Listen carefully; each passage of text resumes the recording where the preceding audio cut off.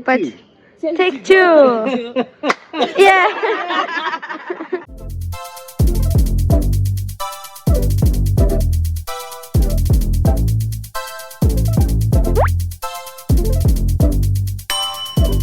Oi, gente, estamos aqui com os nossos diretores e eles vão se apresentar para vocês. A gente não podia deixar de vir aqui nos Estados Unidos e não perguntar para eles, né, tantas perguntas que muitas das vezes até vocês têm muitas dúvidas. Então a gente vai fazer algumas perguntas e eu espero que dê uma ideia para vocês um pouco mais do que é o Ballet Magnificat. I'm Keith Thibodeau.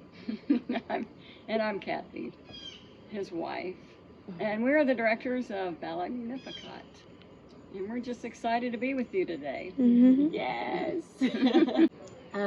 So, how was Ballet Magnificat started here in the United States? Well, it was definitely the Lord, God. And this was like in 1986 when we started. A long time ago, way before y'all were born. And I had been dancing professionally, and I had come to know the Lord several years earlier and just began praying about, Lord, what do you want me to do with, you know, my dance now? Because back then, it wasn't very popular to be dancing for Jesus, and just wasn't heard of. And so I was really encouraged to quit dancing, give it up. You know, now that I was a Christian, get a real job, do something else. But the Lord slowly began giving the vision for Ballet Magnificat. Like I said, it was 1986, and we started very small, very few dancers who just shared the vision and the goal of glorifying Jesus through dance and sharing the gospel through dance. And really, we just desired to use our gifts and talents in our lives to honor the Lord. And so it's been quite a journey since. Step of faith. Yes. Yeah. So, how was it like changing from a secular company to beginning a Christian company? Yeah, it definitely was a step of faith for sure. Just stepping out of the company, because I was in my 20s, I think, and people thought I was giving up my career, and but it was something that I really felt the Lord wanted me to do. And so, but God had given such peace to be able to do that, to step out, and wasn't quite sure whether I was giving up dancing for a while or what was going to happen, because we didn't know what we were doing, and we just trusted the Lord that if He asked us to do something, then He would provide and take care of it. And so He really did. And so it was like very small in the beginning, very small. I mean, we had a couple of dancers, and we traveled around in our little van and just our little home stereo system, and just desiring to honor Jesus. And so it was that step of faith sometimes, but God gives you the grace to do that. He gives you the grace. And did you have family support, your parents? Or did they doubt, or they trusted? No, my parents were the best.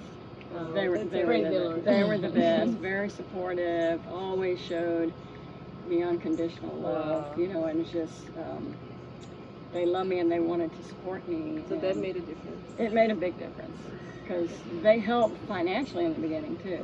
Wow. I mean, my dad would help. My grandmother bought us our first kind of van to travel in. So it was with the support of family. It was amazing. How did God give you the vision to start Ballet Magnificat Brazil?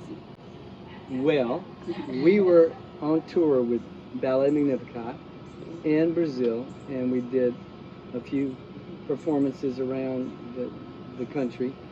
And we ended up in Rio, and the tour person who sponsored us, she said, "You know what you ought to do?" And we said, "What?" And she said, "You need to start a training program like you have in the USA and bring it to Brazil, because we don't have anything like that here in a Christian sense, So when we heard that, we were just like, wow. That's like very, never thought, but it was a great idea, and it was the sunset on Copacabana Beach, and the ocean was coming in, and so we were going, yes, Lord, this sounds good to me. But we came back home, we came back to the USA after that, with that kind of seed in our heart, and right, and then we ended up approaching a couple of Christian businessmen here in Jackson that we wanted to help us go internationally to other countries. So we were going to get some money for flights from them, but they said they wanted to help us with that, but they said, what other vision do you have? Wow. And I said, funny you should ask. And then I told them about the vision for Brazil that we had, and then they said, that's what we want to help you with. So they gave us money and finances to scout out a city in Brazil to be able to find where our headquarters would be, which we didn't even know what city or anything about Brazil. We didn't know nothing, zero, other than we were there.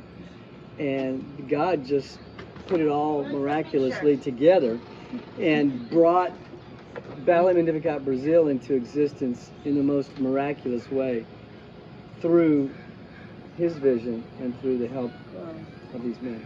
Wow. So there was a big yes from God. Yeah. That was like, wow. Wow. Yeah, it really was. Yeah. Very, very good. And were you afraid when to start? And when God asked you, did you doubt to go to Brazil? It was exciting to us. It was really exciting because we really felt God pulling us to Brazil and to say, this is where I want you to plant another seed, so to speak, in Brazil. So it testified in our hearts. Oh yeah, it was like it resonated with us, and we just jumped on that, and we didn't know how we were going to do it and what was going to happen, but it just fell into place because it was God's will. What advice would you give for someone that is dancing professionally that feels God calling them to renounce their career to preach the gospel through dance? Y'all would be able to answer that too, right? Yes. Gosh, it's like for me, it was I just had that peace and just knowing that this is what I was supposed to do. So I think just trusting the Lord, keeping your eyes focused on Him, and God's got a calling, and if it's to be in the secular world, it's to be in the secular world. But if He is calling you to be something, to do something else, and trust Him. And it's like what we were talking about earlier, that step of faith. It's a step of faith, and then, but God honors that. God honors that. And there's a difference between dancing, in a secular sense, or playing music in a secular sense, or doing anything.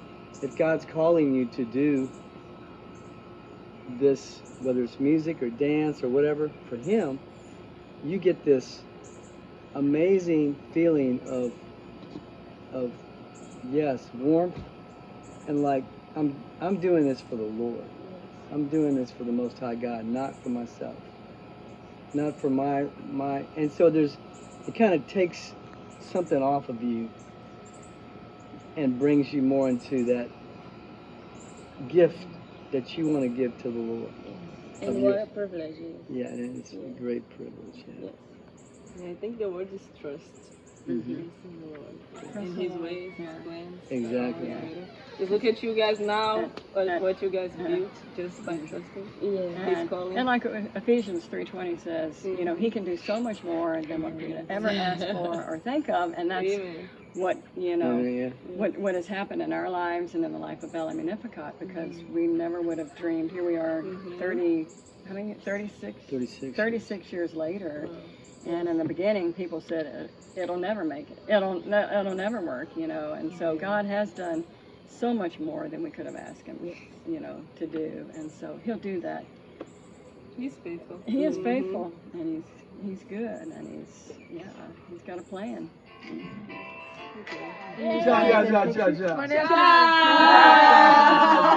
Você para mim é presente de Deus. Você para mim é presente de Deus. Okay, what that means? What does that mean? He's a gift From the Lord. Now say cheese. Cheese. Cheese. 1, 2, 3.